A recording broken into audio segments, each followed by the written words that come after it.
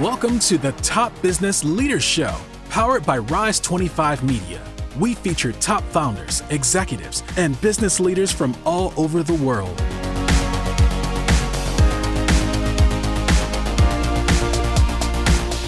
Chad Franzen here, co-host for this show where we feature top restaurateurs, investors, and business leaders. This is part of our SpotOn Series. SpotOn has the best-in-class payment platform for retail, and they have a flagship solution called SpotOn Restaurant, where they combine marketing, software, and payments all in one. They've served everyone from larger chains like Dairy Queen and Subway to small mom-and-pop restaurants. To learn more, go to SpotOn.com. This episode is brought to you by Rise 25. We help B2B businesses to get ROI, clients, referrals, and strategic partnerships through done-for-you podcasts. If you have a B2B business and want to build great relationships with clients, referrals, and thought leaders in your space, there's no better way to do it than through podcasts and content marketing. To learn more, go to rise25.com or email us at support@rise25.com. Mo Assi is a 20-year veteran in the restaurant business. He built his bones in the steakhouse business, working for some of the nation's most iconic steakhouses like the Capitol Grill and Lowry's, the Prime Rib. He founded Crush Taco, a Baja Mex-style taco shop in 2016, and now has 2 locations in Frisco, Texas. He plans to create a local presence and then grow into a national restaurant brand. Hey, Mo, thanks for joining me. How are you? Good. How are you, Chad? Good, thank you. Hey, so tell me a little bit more about Crush Tacos and what a customer might expect when going there. Yeah, so Crush Taco is a fast casual taco concept created 5 years ago. We've been around going on our 6th year now. What a customer would expect when they walked into Crush Taco for the first time, I think that's a good question. Customers don't know what to expect when they walk into Crush Taco. I hear it all the time. First time here, what do I order? And you would not typically ask that question of a more traditional style Mexican restaurant or a taco restaurant. You would walk in anticipating what you were going to order before you got there. With Crush Taco, we blend many different types of flavors, bring in worldly cuisine. We really use the tortilla as a vessel, right? So some of our signature items being the cornflake crusted shrimp, buffalo chicken, and the Baja fish taco. We have a huge California burrito that we offer. We have a rice bowl, salad bowl. We offer breakfast, lunch, and dinner. We offer different types of features. My favorite feature, which we're running this month, is the pickle-inspired taco. So it's buttermilk fried chicken, deep fried crinkle cut pickles, fresh crinkle cut pickles on top, our homemade ranch on top. So that is the type of cuisine that we surround ourselves around. It's really not even honed into one specific type of cuisine. It is really all over the place, honed in more with our style, right? So when guests come in, they're automatically drawn to the menu and what do I get? After that, more of a seasoned guest would come in and they have their shrimp taco, which is our most popular, typically, and we created the features so that we gave the guest something that they order all the time. This is your standard order, but try something new. It's a vibrant place. It's a fast casual concept, meaning you walk up to the counter, you order. We have fast bowl margarita machines. We have on any given time 30 different types of imported local beers. So it's a really fun place. Again, very vibrant, very bright, very open concept, if you will. Yeah. So as I mentioned in your introduction, you had worked in steakhouses, and then how did this kind of idea to come up with a fast casual, pretty diverse taco restaurant come about? Yeah. So, typically when you ask a chef or a restaurateur, typically chefs, when you ask them what they want to do, everybody wants to open a restaurant. And for me, I don't know if I ever wanted to open a restaurant per se. As I went throughout my career working in these steakhouses, it slowly started to become more of a dream to open a restaurant. But again, I never wanted to open a restaurant. I always knew I was going to start a brand. Okay. And there's a difference there. You can have a single restaurant, 1 or 2 restaurants, and create some amazing food. And that's really the extent of it. But for us, I wanted to create something we could take national.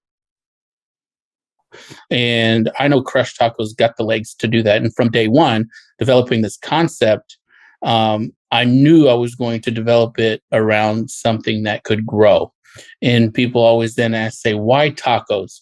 Well, really, I just took a look at the area and the demographic and what we had available, you know? And being in the suburbs, you had your classic fast food, fast casual restaurants.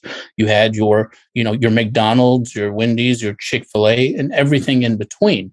You had a few restaurants that were more of your sit down, not necessarily, you had everything from fast food and then jumped over to fine dining, but nothing really in the middle. So that's what I was trying to achieve, is achieving that middle. And with tacos, I knew that was something that was lacking in the area. And I wanted something that we could create that perceived value, nothing that, was going to be, just so quick that we were slapping things together. I wanted to have some more thought behind it. The cornflake crusted shrimp is a dish that I've had at a restaurant here in Dallas that I thought would go really great in a taco. The buffalo chicken taco was probably the first taco we put on the menu. Buffalo chicken is something I really like. Typically, I have it as a wing or I have it as a sandwich. Why not as a taco? The fried chicken elote, which is our number 2 most popular taco, handmade buttermilk fried chicken. We fry every day, all day, throughout the shift. We go through hundreds of pounds of fried chicken with the Mexican-inspired cream corn on top. So again, very unique there, but really the flavors work. And that was the type of restaurant that I wanted to start. And when it came to tacos, again, it wasn't the specific taco or the specific cuisine. It was something that I felt the city needed and more so wanted, right? Sure. And it's all a risk, creating a brand from nothing, from scratch, is difficult and proved to be the most difficult thing that I've ever done in my career. Yeah, that was going to be my next question, actually. Tell me about the process of kind of opening your first location and how that went. Yeah, so once we decided that Frisco, Texas was going to be the spot, then what was a dream probably a few years before we actually opened turned into a goal and turned into a deadline and then turned into opening day. So when I worked for restaurants in these steakhouses in the past, when I worked for Capital Grille, I helped in the opening for Garden City. I helped with the opening in Memphis. So when you're part of this opening team and you're assisting in developing the $1 million restaurants, you feel like doing a smaller restaurant half the size. It's not fine dining. It's fast casual. We're serving everything. A majority of what we're doing is to go. And if it's not to go, we're using a lot of disposables, disposable forks, daily paper, etc. This should be a no-brainer. This should be super simple. It was the complete opposite of that. Where my experience came in was with the food. And a lot of times in this business, we forget that critical piece, the restaurant business, right? And that is where I felt, through my whole career, I was a chef and I created these great dishes and I, tried to manage food costs, somewhat labor, but, when you're working for these big brands, the sales are there and the sales cure all, Whenever it's your own restaurant, there's more emphasis on your prime cost and managing those prime costs. Well, you don't have the resources that you once had. You don't have the resources to reach out to your director, your corporate entity, and say, "Hey, I'm trying to reach this percentage. I'm having issues. Can we set some time aside to talk about how to reach my goals?" When it's you, And that was a really difficult part because when things went south, and in the beginning when we opened, we didn't have that infrastructure. We didn't have, I mean, somewhat had recipes, didn't have an idea what the business was going to bring, didn't have an idea of what labor we needed. Food was okay. So there was a lot of on the fly managing, putting out fires on a daily basis. I literally had my laptop on the cutting board, creating recipes, systems, on and on. And I unlocked and opened that, opened and unlocked that place and closed it for 3 years straight. I mean, there was nothing else that I was doing. I was 100% dedicated and still 100% dedicated to the growth of the brand. And, there was struggles. The first 6 months were just a beat down. And there's no real way to put it, being your own boss or owning your own business. It's like going round and round, in a boxing ring. You're just taking hits, and the rounds never end, right? Being in the restaurant business and having your own business, it's like put a lion in that ring, and that's what it's like on a daily basis. So it gets better, it's not a drag, right? But it takes a lot of work to get better. And is it easy? No, but does it get easier? Yes.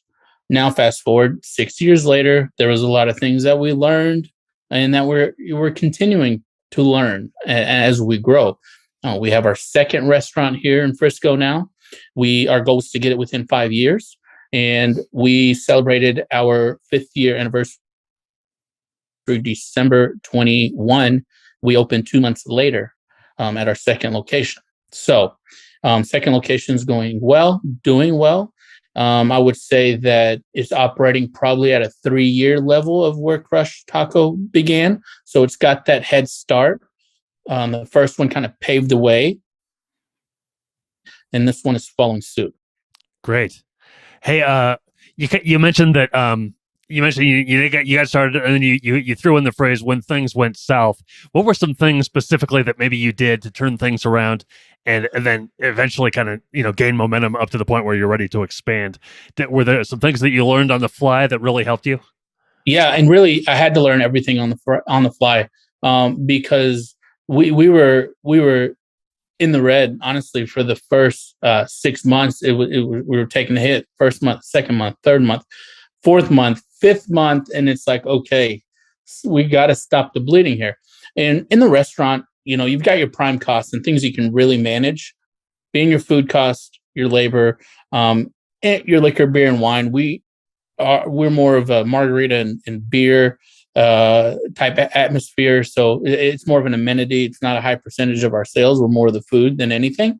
However, the labor and the food obviously make a big piece of that puzzle, a majority of that puzzle. And it was just that puzzle. It's like, our labor's through the roof. Our food is through the roof. And how are we going to manage this? Well, this is what we did. Is we extended our hours, we hired more staff, which is, you think about it, is probably the opposite of what people would think to do. But what we noticed is that we were open only lunch and dinner. We opened at 11 and then we closed at 9.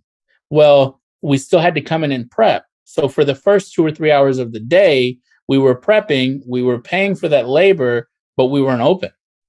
And by the time we started serving lunch, call it noon, 12:30, it was really fizzled out by about 1. So we had only a couple hours of business. And then leading into the lull between lunch and dinner was, nothing really going on.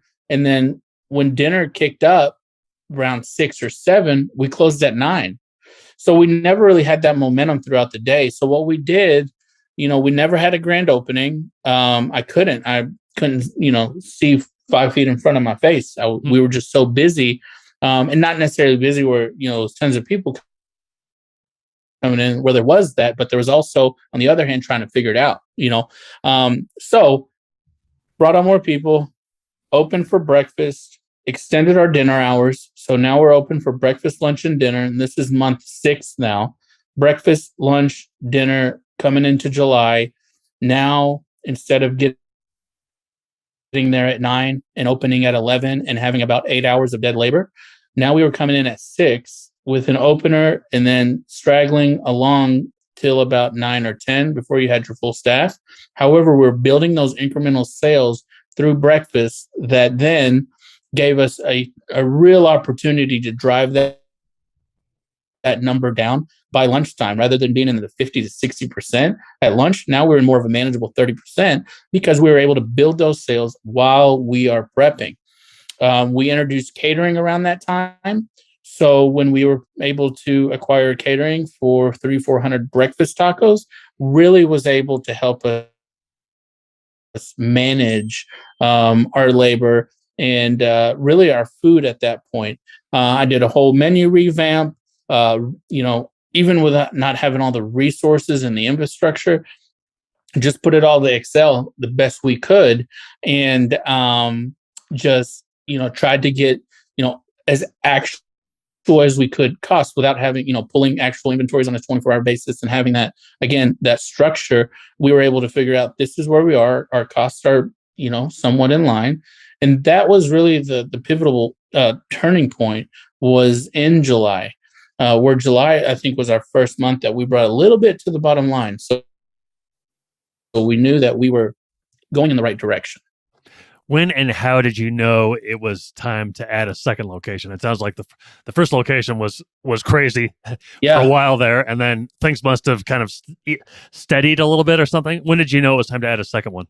Yeah, first year again was crazy. Second year, we started to gain a little bit more traction, a little bit more consistency with our product, consistency with our labor, our costs of goods in general. We could really then dial into what we would do on a weekly basis, on a monthly basis, what we'd be able to do on a weekend. Year 3 was a good year as far as having some historicals and being able to look back and being able to say, last year, this time, this is where we were. We are seeing incremental increases, so something is working. Might add, we have seen incremental increases year over year. So we always knew we were heading in the right direction. Now, about year 3 is when we started to have those serious conversations. This is 2019. Around October, fourth quarter, we started having those conversations of, okay, I feel like we're stable, and let's start looking for that location. Well, then 2020 comes around, and it was like we were slingshotted right back into the operation on figuring out now how do we navigate through this unknown territory. So we did the best we could, and we then turned into a takeout-centric restaurant. We were trying our best to promote our business more than ever, market more than ever, do things that we'd never done. And that wasn't just us, that was the industry as a whole. Really brought the community together, really brought a lot of my colleagues and other restaurateurs in the area together to figure out how are we going to get through this. 2021 comes around, and now we're feeling the effects of the supply chain issue where prices now are going up, and you may get half your order. You're at the mercy of whatever is available at that point. You may have a spec item and you may have had that for the last few years, but now we're short supply. So we went from managing through 2020 and figuring out what does our business look like going forward, where we've always had a very high takeout percentage. Being fast casual, it's quick, it's easy. You can use our app, you can order online, you can order through a delivery service. So we've always leveraged strong relationships with those companies that help us bring an added revenue where it's needed, and where you can give the guest the option of ordering delivery or pickup. Then 2020 again was, now how do we be creative with the product that we have and what's coming in? After kind of the smoke settled, we we were put in an opportunity where we saw a location that was available, and we've always wanted to grow within Frisco. We really want to stabilize our roots here. There was an opportunity where there was a restaurant about 4 miles away from our restaurant now. It has a little patio on it, and it was right around the square footage that we needed, and it was available. And that is exactly how it happened. We were ready for some time, but really looking for the real estate and finding the perfect spot, it kind of fell in our lap, if you will. And now we're in the position where, like I said, the second location has started off around the year 3 level of the first restaurant. We're in a position now where we're looking for a third location. Oh, great, great. Hey, you talked about how when you first started, you were kind of like, you knew the food, like you knew what you were looking for in the food and developing good food. How has your role changed over the years? Are you still kind of the food master, or are you kind of focusing on other things as well? Yeah, I'm focusing on other things as well. Right now, we're going through a huge infrastructure change, which is something that excites me. And I think this is another fork in the road for our brand. And we're going in the right direction. So we are, so as far as the food is concerned, obviously, I wanted to make sure that, one thing I learned working for these big national companies is that consistency is key and systems are key. It doesn't matter what I can personally produce. It matters what our team can produce. And we have to give them the opportunity to be successful, right? So a lot of menu engineering, a lot of recipe engineering, system engineering is really kind of what my roles look like today. Marketing, thinking towards the future. What can we do? What can we do different without going and derailing ourselves? What can we do to give ourselves that competitive edge? If you look at Texas, right, and you say taco, there's thousands and hundreds of thousands of options. We look at ourselves and we hold ourselves to a standard that we believe we will be the next national brand. We do obviously have competition out there, just like other restaurants. And we feel Crush Taco has got the legs, the opportunity. We have the resources to grow this brand. And more so now, that's what I work on, is our brand recognition throughout the community, our brand growth as we get older, a year from now, 5 years from now, 10 years from now. What does our concept look like? We've got to be able to adapt to the times. We've got to be able to continue to test and grow. Look, we've had the same menu since we've started. We've made some tweaks to that. We run features. We don't have to do any of that. We can set it and we can forget it. But where is that going to take you, right? I'm not saying we have to reinvent the wheel, but I do have to say we have to stay relevant, right? We have to look at what's hot in the community right now. And, when it comes to our restaurant, yes, we're serving food, but we're much more than that. The biggest competitive edge I feel that we have and we continue to hone on is the service, right? People come for the food, they return for the hospitality. And that is something that we continue to drive home. Constant coaching, counseling, and training. And again, I said we're going through a big infrastructure change. And, we're going through a huge inventory management system. We're going through a labor management system, things that we can now dial in. As I said before, when I was doing this at 6 months into the brand, it was all handwritten. It was all Excel. It was all very manual. Where now we're seeing cost analysis done on a 24-hour basis. We're seeing labor forecasting done on a 24-hour basis. So we're still in the midst of that training and getting that infrastructure set up. But again, a big piece of the growth of the brand. So what are some of your long-term goals? Obviously, you're working on getting all this infrastructure in place. You're expanding to a third location. What are some of your long-term goals? Maybe in the next 5-10 years, even. Yeah. So I would say in the next 5 years, I see Crush Taco having 10 locations, with us opening 2 a year going forward. And initially, you have these big goals and these big expectations. I have big expectations for me, for our team, and for our brand in general.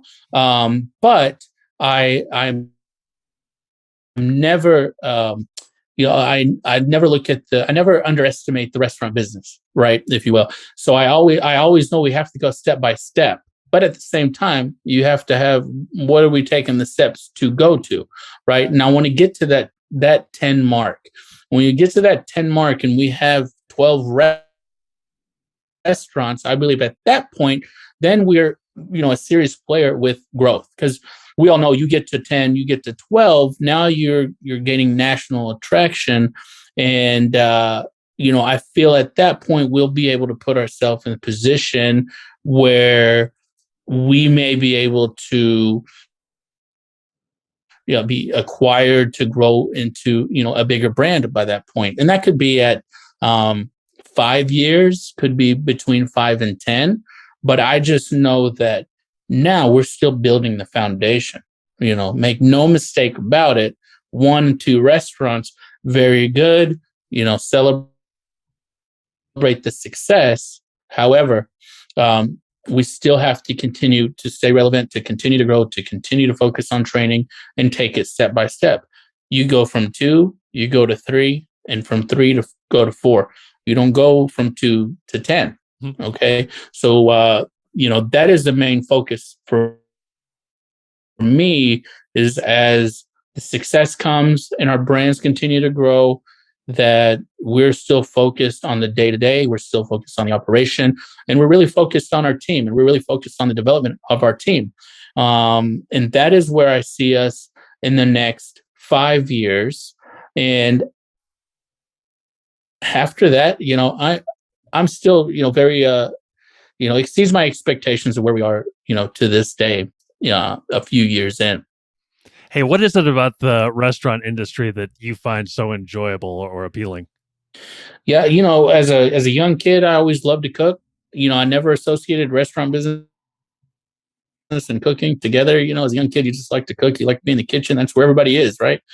So it brings this togetherness that is unlike any part of your day, right? You wake up, you go to work, you wake up, you go to school, you're around your friends, you're around your colleagues. But when you come home, you gather around the kitchen, you gather around the grill, you gather around the outdoor barbecue. A lot of what we do is centered around food and dining out, etc. So that was one thing I really liked. As I grew older, graduated high school and went to culinary school, I began working at Lowry's. That was my first restaurant job, and it was just so majestic. You cannot compare the energy of a Friday night in the restaurant, and especially a busy restaurant, to anything else. We're hosting a dinner party every night. We were cooking food. We were having a good time. We were younger. We were in our early 20s and our late teens, even, cooking food, having a good time. And, it built lifelong relationships, lifelong friendships. It's built so many great things for us and for me and for my family, and again, for other colleagues. And it was just something that I knew I was going to gravitate towards. And, again, in the early days, in the early years, it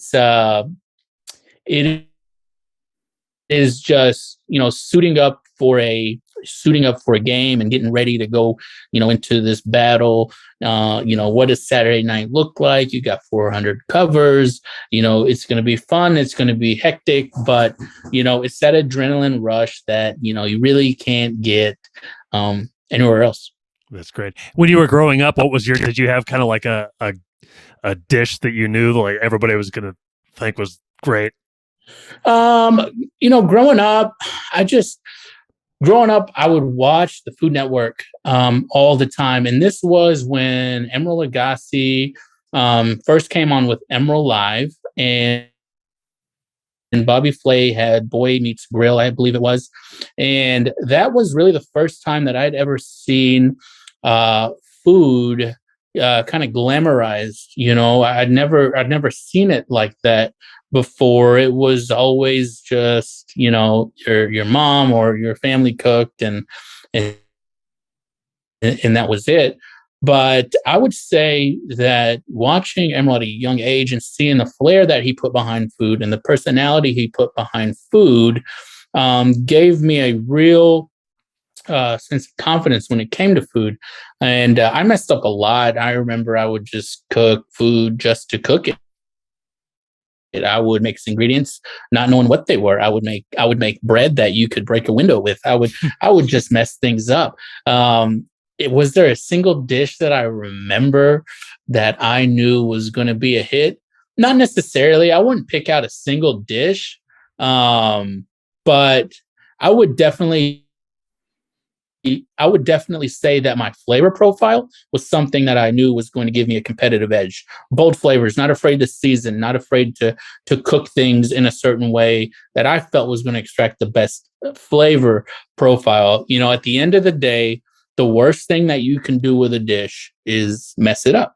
That's the absolute worst thing that you can do. And I'll joke, and people taste things like, "Oh my God, this is so great," or on the other hand, "This is not so great." But the reasons for that is I've made that 100 times, and you're getting it the 101th time. So we're only really as good as our last dish. But I feel like the more we practice, and the more I practice, that I narrow the opportunity for mistakes. Sure. Sounds good. Hey, I have one more question for you, but first, tell me how people can find out more about Crush Taco and everything you have going on there. Yeah, so Crush Taco, we've got a great presence online. We've got a great social media following. We're very active on Facebook. We're very active on Instagram. You can follow us at Crush Taco. Our website is crushtaco.com. We have a lot of information on there from our menu and how we got started and where we're located. A brief about Crush Taco. Again, our presence is out there. We're located in Frisco, Texas. We have 2 locations now. We have one at Stonebrook and 423, and we want to have one off the Dallas North Tollway with more restaurants to come. That's the plan for Crush and our growth going forward. But those are some outlets where you can find us. My last question. You mentioned what are some of your more popular items. If you were to go to Crush Taco as a customer, what would be your item of choice? And I do go as a customer often, once a week at least. I've been twice this week. So my favorite taco, I've got a couple favorite tacos. So I'm a big pickle fan. Anything pickled, that's my flavor profile. That's what I love. I think pickles are very versatile. Right now, we have the buttermilk fried chicken it's that pickle inspired taco I was talking about. So it's buttermilk fried chicken. With our buttermilk fried chicken, we've got kosher salt, we got black pepper, got a blend of seasonings in our flour base. We're hand frying it throughout the day. That goes on a flour tortilla with crinkle cut fried pickles. We got 2 thick cut, crinkle cut pickles on top of that, and dill over that with the ranch crema. You can almost taste that, right? That is my favorite. But ongoing, it is the blackened fish taco on corn tortillas. So what I do there, we take 2 thicker yellow corn tortillas. We crisp them up on both sides. We have a mix of cabbage, iceberg, carrot. I do the blackened fish. We have our own seasoning that we blacken the cod in. And it's got a dynamite sauce that's a little bit zesty, a little spicy. And what changes the game there is the crispy potatoes that we put on top. So we shave these potatoes micro thin, and we fry them until they puff up like a little haystack. And that goes on top of the taco. That's not necessarily on the menu. I mean, we have our Baja fish taco, but on the menu it's fried. But the kicker is it's good. It's good fried. Don't get me wrong. But the blackened fish taco on corn tortilla, it's good stuff. Sounds amazing. I'm starving now after listening to that. Hey, Mo, it's been fantastic to talk to you. I really appreciate it. Appreciate your time. Yeah, thanks, Chad. Appreciate it. Thank you. So long, everybody. Thanks for listening to the Top Business Leaders Show, powered by Rise 25. Visit rise25.com to check out more episodes of the show and to learn more about how you can start your own podcast.